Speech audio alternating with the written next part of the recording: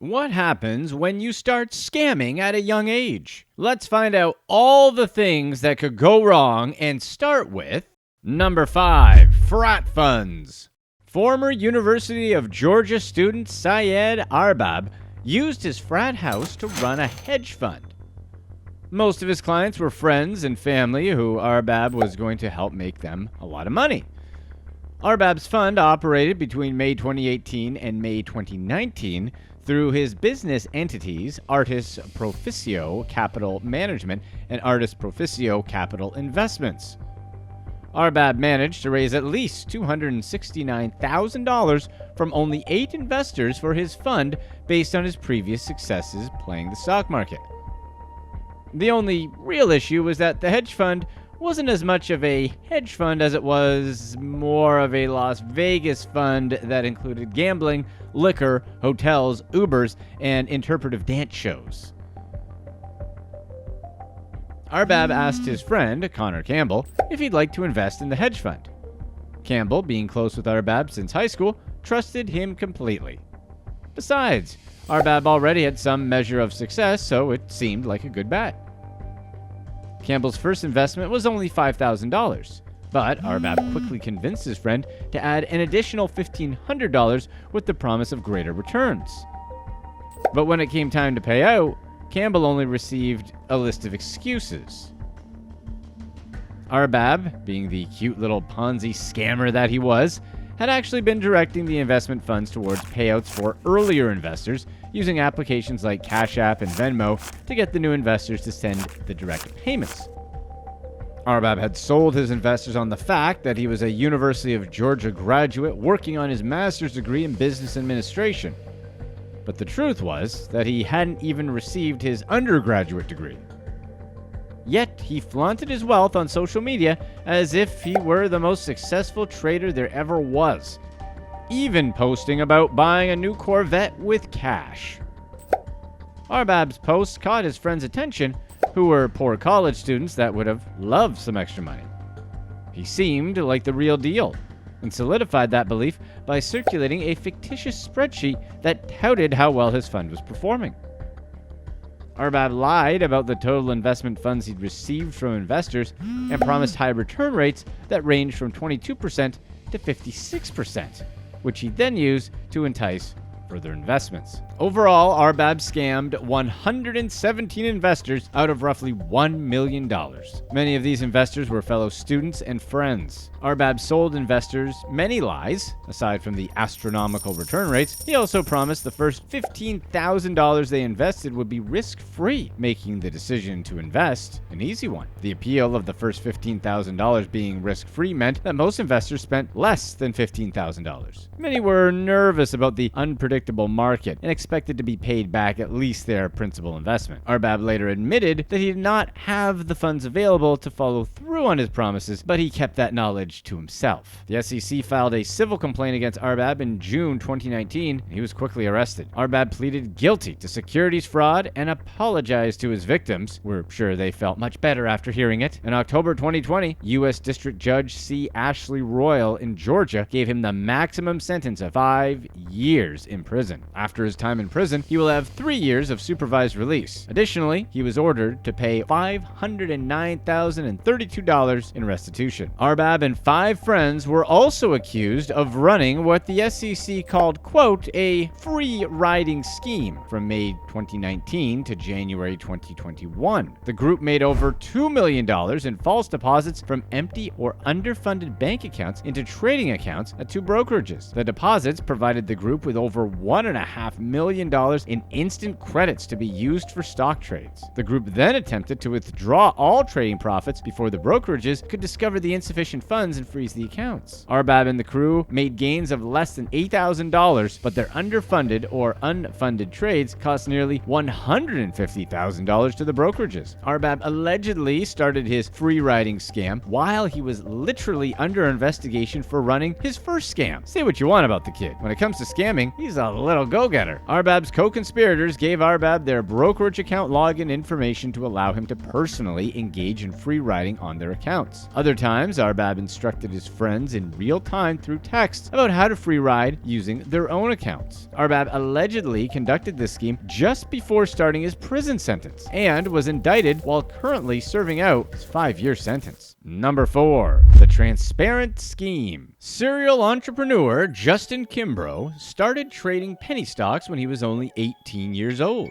He had converted $3,000 to $100,000 while he was still in college. After making such a huge profit, Kimbrough dropped out of college. He didn't want to be taught business by professors who didn't own businesses and felt that if anyone should be teaching those classes, it was him. So he went to work at a multi-level marketing company where Kimbrough learned many foundational business principles, including the power of personal relationships and using those relationships to tap into other professional networks. After leaving the multi-level marketing company, Kimbrough started his own business consulting firm. His firm specialized in sales and networking, helping his clients scale their social media, branding, and income. Since Kimbrough used his business contacts and relationships to succeed, he wanted to pay it forward and help other people do the same thing. Kimbrough didn't feel he was directly competing against a particular company and claimed to be completely transparent when creating his businesses so that others could see his techniques and emulate them. He believed that his transparency separated him from other entrepreneurs. When he wasn't teaching others how to make money, Kimbrough played golf or advocated for the environment. He was a vegan and invested in charities and nonprofits that worked to improve the planet. Well, this was all that was said on a puff piece about Kimbrough on VentsMagazine.com. This was a piece that Kimbrough himself most likely wrote because guess what? In June 2022, the SEC announced that Kimbrough was charged with operating a multi-million-dollar Ponzi scheme. Talk about paying it forward. The SEC sought civil damages from the 25-year-old and requested a jury trial against Kimbrough. His charges were 1 count of conspiracy to commit wire fraud and 4 counts of wire fraud. Despite his image as a hard-working entrepreneur, Kimbrough was running a Ponzi. He worked with Terry Nicopolis, and the pair would tell potential investors that the company TKJ Investments Corp. was a real estate wholesaler. They obtained at least $3 million from 31 investors. Kimbrough and Nicopolis operated another business called Preeminent Trade Group, where they told investors that the company specialized in reselling medical equipment in India. They used the funds they obtained with TKJ Investments to attract more Preeminent Trade Group investors. People who invested in TKJ Investments could either be paid back their principal or move the money into Preeminent, which at least 3 people did. Kimbrough wired some of the investors' money into his Wells Fargo business account. Investments stopped in April 2021, and Kimbrough trained Nicopolis on how to approach angry investors who wanted their return on investment. In July 2022, the SEC charged Nicopolis and Kimbrough with operating a Ponzi scheme. The attorney's office for the Eastern District of Texas also filed criminal charges against Kimbrough.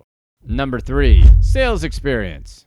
Ian Bick is a scammer who ran a Ponzi scheme that defrauded people of around $500,000 back when he was just 17 years old. Bick was able to defraud at least 15 investors of almost $500,000. And these investors weren't strangers to him. They were his friends, former classmates, acquaintances, and their parents. Bick was the champion of equality when it came to defrauding people. Everyone and anyone could get it. Ian was really good at convincing his investors of his experience in doing business. He told potential investors that he could use their funds to generate very high returns by using them to purchase electronic devices such as iPhones for resale on the internet. Bick also claimed that he could generate high returns by organizing and promoting concerts at various venues in Connecticut and Rhode Island. To sell this lie, he told investors that he had years of experience in promoting concerts like this, and they were a sure moneymaker. He even set up an entertainment agency to make his lies seem more believable. We're gonna guess that he told his investors he just looked 17 and was not actually 17. But his lies could never stand the test of time. For one, the electronics resale business never got set up, and the concert business was a giant lie. As you might expect, Ian was eventually caught. However, Ian didn't behave like a regular juvenile delinquent when he got caught. The judge released him on bond after his first appearance, but Ian didn't use his time outside prison to do anything constructive. Instead, he continued his money laundering activities until the judge had to revoke his bond. At his trial, Ian Bick was charged with 6 counts of wire fraud and 1 count of money laundering. Afterward, he was sentenced to 3 years in prison. During his sentencing trial, Ian apologized profusely for his conduct, but the judge wasn't entirely sure that he was being honest. And how could he? Ian had proven to be a stone-cold liar and scammer. When it was time to sentence Ian, the judge was sort of lenient. He argued that Ian was still a very young man and that his crimes might have been because of his youth. However, one of his victims made a rebuttal that yes, Ian was young, but his age didn't stop him from lying to investors and fleecing them of all they had.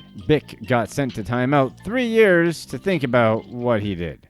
Number 2. A SIM pull scam. Yusuf Selassie stole people's identities and took roughly $1 million worth of crypto through a SIM swapping scheme that he operated when he was just 19 years old. SIM swapping is when a thief transfers a victim's number to their own phone. Once the information is transferred, the thief can send and receive text messages and make phone calls with the stolen number. The thief can circumvent security measures by receiving text messages containing security codes that they can then use to access the victim's accounts. Selassie passed the two-factor authentication security measures by requesting that recovery codes be texted to the numbers associated with the account that he had hacked. Once inside their emails, he checked to see if they had crypto accounts. Selassie then changed the password so his victims could no longer access their accounts, giving him complete control. While he was doing this, his victims' accounts would go offline. Over 4 months, Selassie stole $1 million in crypto and the identities of 75 people. He targeted high-paid executives that worked in industries known to deal with crypto. Selassie designed his scheme around stealing crypto because it's hard to trace when it's stolen and transferred to another account. After authorities searched his Brooklyn apartment, he abruptly moved to California but was arrested in Corona and later arraigned. When authorities executed search warrants on Selassie's California and Brooklyn residences, they found a Gucci wallet, various high-end jewelry pieces, and 2 Rolex watches. They also seized a half dozen iPhones. The crypto in his electronic wallet was harder for investigators to obtain. They eventually could access it. In Manhattan Supreme Court, Selassie pleaded not guilty to identity theft, scheme to defraud, first-degree grand larceny, computer tampering, and computer trespass. Selassie's SIM swapping scam was one of many that the DA had seen that year. Number 1. Card cracking.